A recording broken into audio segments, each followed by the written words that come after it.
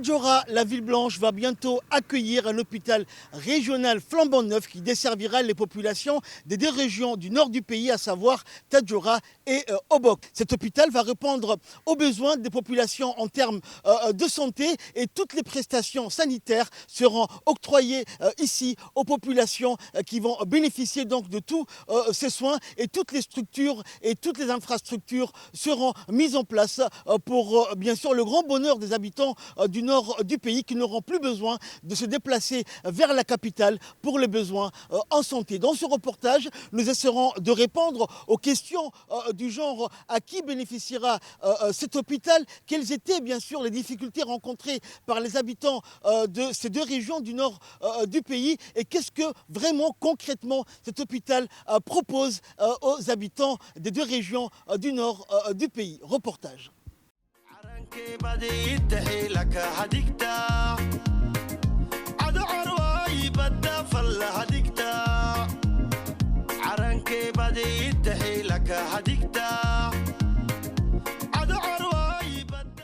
Permettre l'accès à des soins de qualité pour les populations des régions de l'intérieur. Tel est un des objectifs principaux que s'est fixé le ministère de la Santé et le gouvernement de Djibouti en général.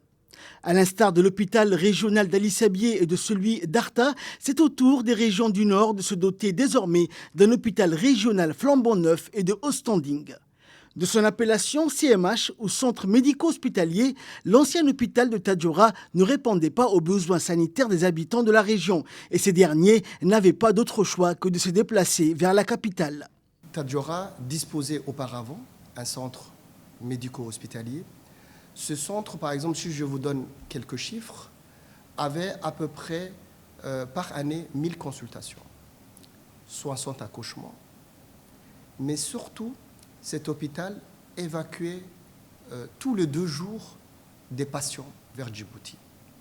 Ressentant les difficultés de la population face à ce manque crucial d'infrastructures sanitaires adéquates, le président de la République, Ismaël Omar Guelleh, s'était rendu à Tadjoura pour s'enquérir des besoins de ses compatriotes, en rencontrant et faisant le point de la situation avec le docteur Ahmed Roble Abdilleh, qui occupait à l'époque le poste de médecin-chef du CMH de Tadjoura. En 2021, que le président de la République va procéder à la pose de la première pierre du futur hôpital régional de Tadjoura.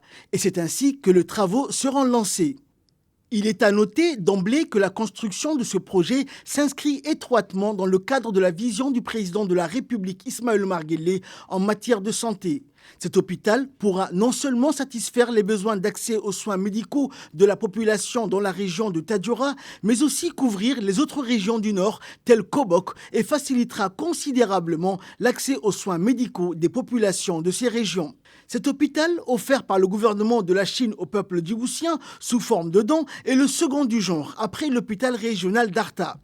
Cette nouvelle structure sanitaire de dernière génération vise à soutenir le gouvernement djiboutien dans ses efforts de renforcer les infrastructures sanitaires et de réaliser l'objectif louable d'atteinte de la couverture sanitaire universelle.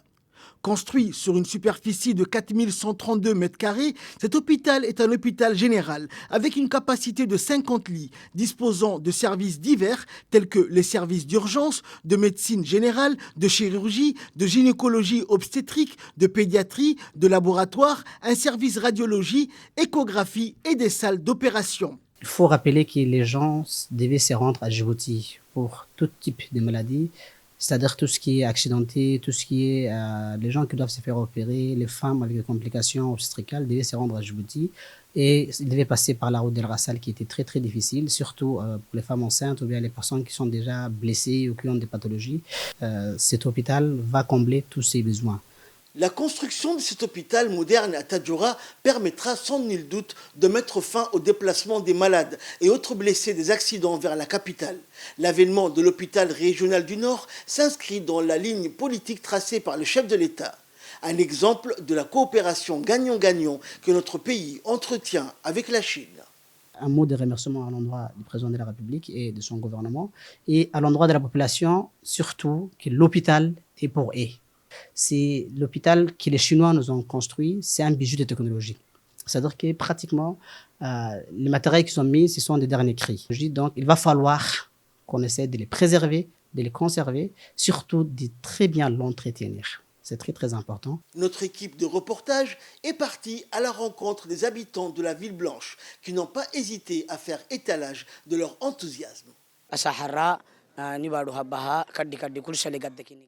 Nous remercions chaleureusement le président de la République Ismaël Omar Guelleh. Les deux régions du Nord attendaient avec impatience cet hôpital. La construction de cet hôpital est une délivrance et une bouffée d'oxygène pour nous tous. Nous étions obligés de nous déplacer vers la capitale pour nous soigner. Dorénavant, cela se passera ici même, chez nous.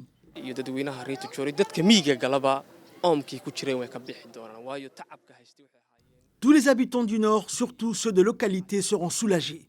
Plus personne n'ira à la capitale puisque tous les soins leur seront prodigués sur place. Cet hôpital est une des promesses du chef de l'État. C'est une réalité incontournable aujourd'hui. Le ministère de la Santé a fait de la santé pour tous son cheval de bataille puisque les avancées et les réalisations dans ce domaine sont notables et ne cessent d'évoluer d'année en année. Pour plus de précisions, suivons les explications du ministre de la Santé, Dr Ahmed Robleh Abdilli.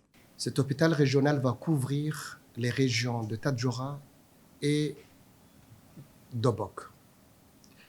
Cet hôpital est un hôpital moderne, équipé et qui présente tous les services que répondent un hôpital de 3e niveau.